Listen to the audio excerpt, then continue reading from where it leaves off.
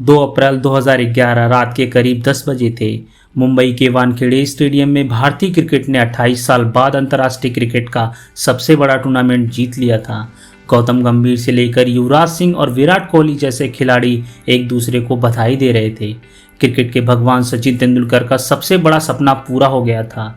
ऐसे माहौल में स्टेडियम से बाहर सड़कों पर भी अनगिनत लोग अपनी तरह से जश्न मना रहे थे। इन्हीं लोगों की भीड़ में एक 18 साल का एक लड़का भी शामिल था, जिसके लिए क्रिकेट का खेल सिर्फ जश्न मनाते तक ही सीमित नहीं था। उस लड़के की आंखों में अपने देश के लिए क्रिकेट खेलने का सपना साकार रूप ले रहा था।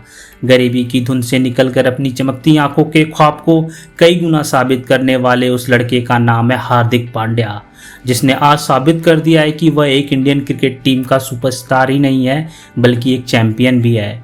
11 अक्टूबर साल 1993 भारत के गुजरात राज्य में स्थित सूरत शहर में पिता हिमांशु पांड्या और नीलमी पांड्या के घर उनके छोटे बेटे का जन्म हुआ। नाम हार्दिक रखा गया। पिता सूरत में कार फाइनेंस का एक छोटा सा बिजनेस चलाते थे और माँ हाउसवाइफ थी। बड़े भाई का नाम कुणाल पांड्या है। पढ़ाई लिखाई में कोई दिलचस्पी नहीं थी, लेकिन क्रिकेट के खेल से बेइंतहा प्यार था। माँ के लाख समझाने के बाद भी दोनों भाई और खासकर हार्दिक पांड्या का मन स्कूल में नहीं लगा। अपने दोस्तों के साथ गली गली क्रिकेट खेलते खेलते शाम तक घर वापस आना हार्दिक पांड्या की आदत बन गई थी। पिता हिमांशु पांड्या क्रिकेट के शौकीन थे और उन्हें अपने खून पर हद से ज़्यादा भरोसा था कि उनके बेटे एक दिन बड़े होकर ज़रूर क्रिकेटर बनेंगे। इसी भरोसे के चलते उन्होंने सूरत में अपना जमा जमाया कारोबार छोड़ दिया और बड़ौदा आ गए ताकि उनके बेटों को क्रिकेट की अच्छी ट्रेनिंग मिल सके। दोनों भाई क्रिकेट खेलते रहे और दूसरी तरफ स्कूल से शिकायतों का सिलसिला थम नहीं रहा था। पिता हिमांशु पांड्या यहाँ भी अपने बेटों का साथ दिया। वह हार्दिक के स्कूल वालों से सीना चौड़ा करके कहते थे कि आपको क्या पता मेरे बेटे कितने बड़े आदमी बनने वाले हैं। आखिरकार 9वीं कक्षा में फेल होने के बाद हार्दिक पांड्या ने पढ़ाई छोड़ दी और अपना पूरा ध्यान क्रिकेट के खेल में लगा दिया। बड़ोदरा में किराए के मकान में रहने वाले हिमांशु पांड्या ने अपने बेटों का दाखिला किरण मौर्य की क्रिकेट एकेडमी में करा दिया। किरण मौर्य ने पहले हिमांशु पांड्या के दोनों बेटों को क्रिकेट देने के लिए मना कर दिया था।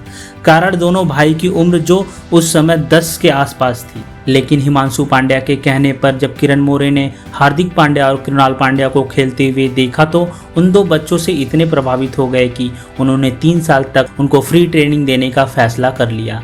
सब कुछ सही चल रहा था, लेकिन इसी बीच हिमांशु पांड्या की तबीयत लगातार बिगड़ने लगी और एक के साथ 2 हार्ट अटैक के बाद उनके लिए किसी भी तरह का काम करना कठिन हो गया था। हिमांशु पांड्या के इलाज में घर की स्थिति धीरे धीरे खराब होने लगी थी। एक समय ऐसा भी था कि उनके पास गाड़ी की किस्त भरने के लिए पैसे भी नहीं रहे थे।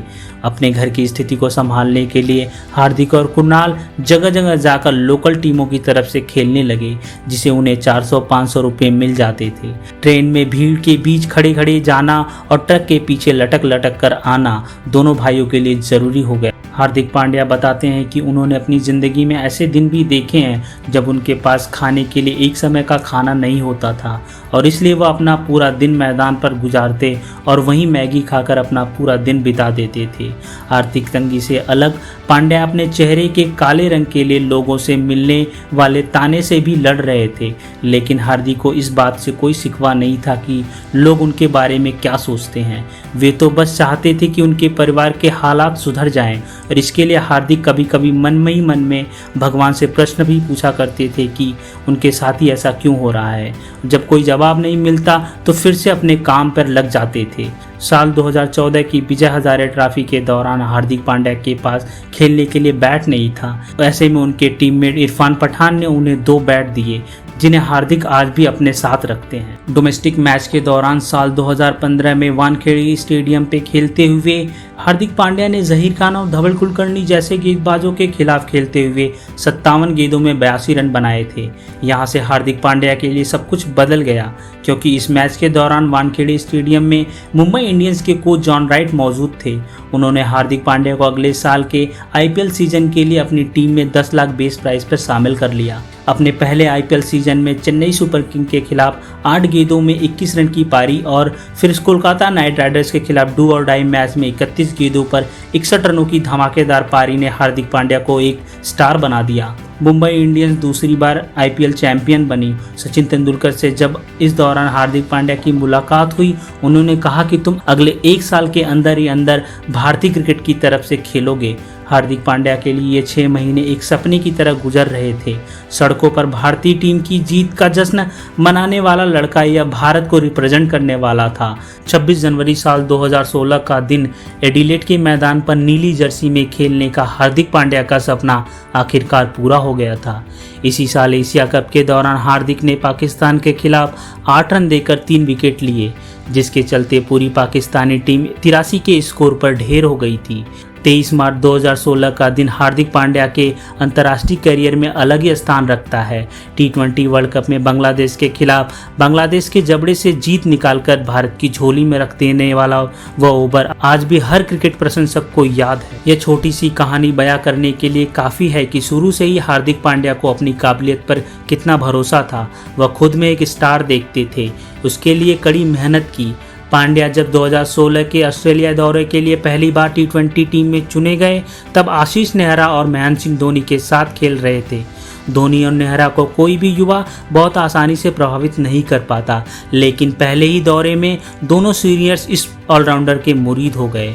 हार्दिक पांड्या अपने 6 वर्षों के दौरान अपने करियर में उतार चढ़ाव के दौर से गुजरते रहे, लेकिन धोनी का उनके प्रति उन पर लाड और दुलार बिल्कुल नहीं घटा।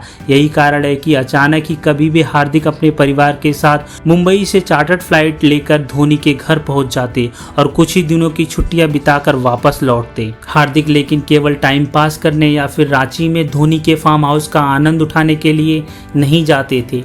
उनके मन में शुरू से था कि माही भाई से दबाव के लम्हों में खुद को शांत रखने का कला सीखी जाए।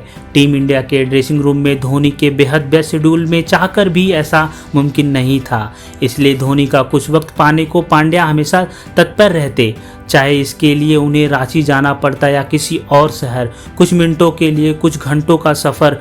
धोनी के बारे में मशहूर है कि उनके पास साथी खिलाड़ियों का मोबाइल नंबर नहीं होता और न ही वह कॉल उठाते, पर उन्हीं धोनी की हॉटलाइन तक हार्दिक पांड्या की पहुंच रहती थी हमेशा।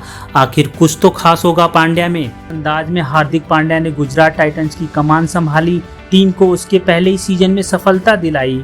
उससे क्या धोनी टच नहीं झलकता? क्या ऐसा नहीं लगता यह काम माही चेन्नई सुपर किंग के लिए किया करते थे? आप इस जज्बे को समझ सकते हैं।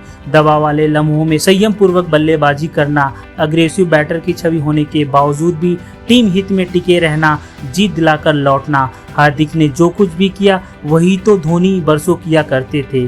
कई बार ऐसा लगता है कि जाने अनजाने में हार्दिक ने एकलव्य की तरह धोनी को अपना द्रोणाचार्य मान लिया। दोस्तों, आज का वीडियो यहीं समाप्त करते हैं। स्पोर्ट्स की बात में इस ऑलराउंडर खिलाड़ी गुजरात के कप्तान को इनके शानदार करियर के लिए शुभकामनाएं देता है और आशा करता है कि हार्दिक आगे भी अपने प्रदर्शन से कई यादगार पल देते रहेंगे।